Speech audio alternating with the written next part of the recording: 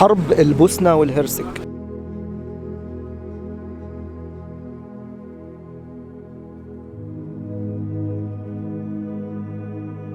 احنا بنتكلم على واحدة من أسوأ الحروب اللي حصلت في تاريخ أوروبا الحديث. بنتكلم على قتل أكتر من 100,000 شخص، بنتكلم على تهجير 2 مليون بني آدم، بنتكلم على قتل جماعي لرجال، اغتصاب للنساء والسيدات القادرة على الحمل.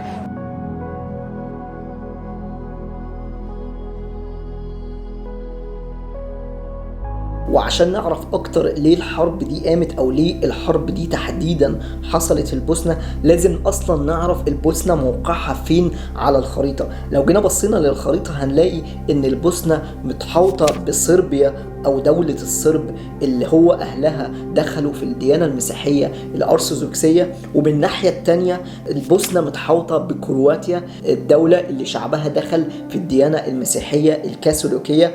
واهل البوسنه اللي هم اهل البوشناق اللي دخلوا في الاسلام جزء كبير منهم مع بدايات دخول الدوله العثمانيه لاراضي البلقان سنه 1463. وده هيبان قوي في الطراز المعماري اللي موجود في اراضي البوسنه وشكل البيوت وشكل المساجد على نفس الطراز اللي موجود في تركيا. ومع سقوط الدولة العثمانية وبداية الحرب العالمية الأولى يتحد الدول اللي بيتقال عليها الدول السلافية الجنوبية، وهم صربيا، كرواتيا، سلوفينيا، مقدونيا، الجبل الأسود، والبوسنة والهرسك، تحت اتحاد اللي يطلق عليه اتحاد الصرب والكروات اللي بعد كده يتسمى يوغوسلافيا. الاتحاد ده ما استمرش كتير لحد ما بدأت بدايات الحرب العالمية الثانية وسقوط الدول دي تحت النازية الألمانية. وبعد بدايات انهزام الألمان في الحرب العالمية الثانية يقدر المارشال الكرواتي جوزيف تيتو ان يعلن اتحاد دول يوغوسلافيا تاني تحت مسمى جمهورية يوغوسلافيا الاشتراكية، اللي برضو كانت بتضم صربيا، كرواتيا، سلوفينيا، البوسنة والهرسك، مقدونيا، والجبل الأسود. ومع بدايات الاتحاد ده أعلن المارشال الكرواتي جوزيف تيتو الاعتراف بالقومية الإسلامية سنة 1973.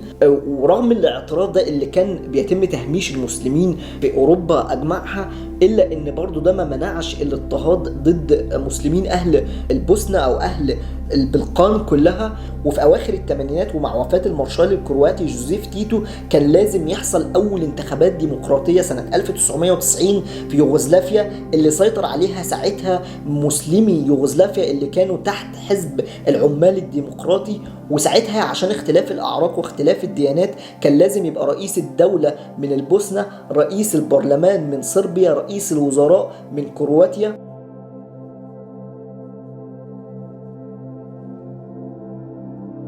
اللي اختفى ده كله في لمح البصر مع اعلان دولتين اللي هم سلوفينيا وكرواتيا انفصالهم عن جمهورية يوغوسلافيا الاشتراكية، عشان يضطر بعد كده صربيا اللي كانت مسيطرة على الجيش ان هي تحرك قواتها ناحية كرواتيا وسلوفينيا لبقاء الدول دي تاني في جمهورية يوغوسلافيا الاشتراكية.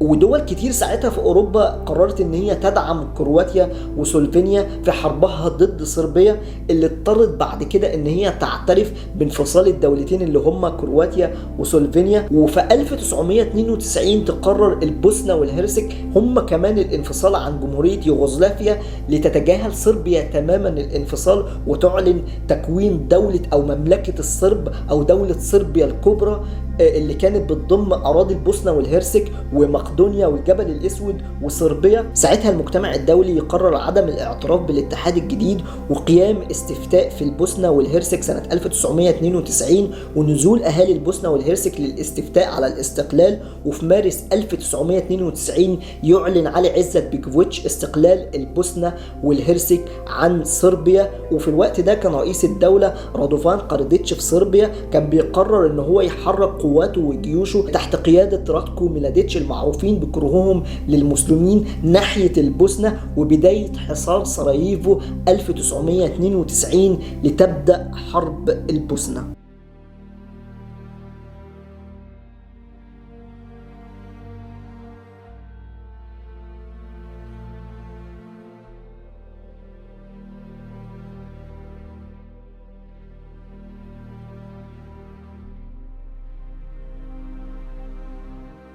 تخيل انت شعب بالجمال ده والطيبة دي يتم حصاره وقتله لمدة أكتر من 4 سنين.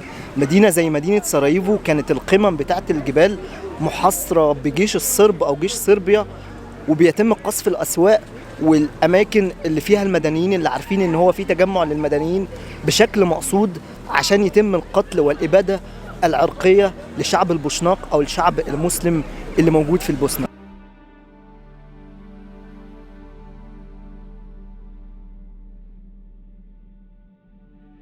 حرفيا دمروا كل حاجة. في سراييفو مثلا كان بيتم قصف دور العبادة، المكتبات، المدارس، الأسواق، كل حاجة تتخيلها. تخيل معايا ان مدينة زي سراييفو دي مات فيها لوحدها 10,000 شخص. 10,000 شخص فقدوا حياتهم، ولسه لحد دلوقتي المقابر بتاعتهم موجودة منتشرة في أرجاء البوسنة كلها عشان يفكروا الناس باللي حصل في الحرب.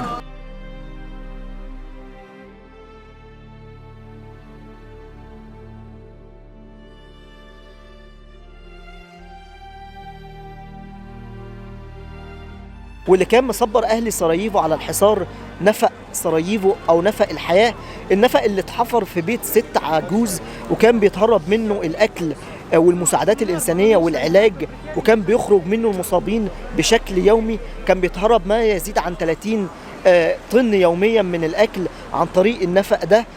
فالناس في وسط المعاناه كانت حتى لما كنت بتكلم معاهم في السوق القديم، الناس كانت بتقول ان هم كانوا بيطلعوا من قلب المعاناه نكت وبيحكوا ويضحكوا عن الحرب.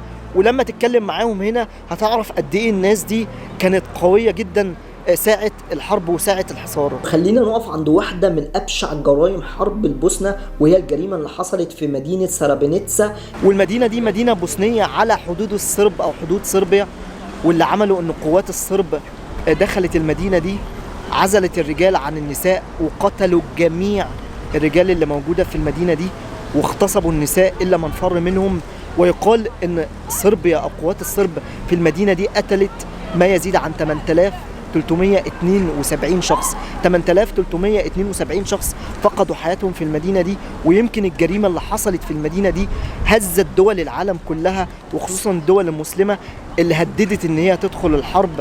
وساعتها ممكن نقول ان دي بدايات نهايات الحرب، لما حصل اتفاقية السلام دايتون سنة 1996 وينتهي حصار المدينة اللي أنا واقف فيها دلوقتي بعد 1425 يوم من حصار كامل، ويفضل المقابر وآثار الحرب موجودة لحد دلوقتي بتفكر الناس باللي حصل في الحرب. وبعد أكتر من 15 سنة بيرجع للناس دي حقهم أو جزء بسيط من حقهم، لما تم القبض على سفاح البوسنة وقاتل المسلمين في البوسنة.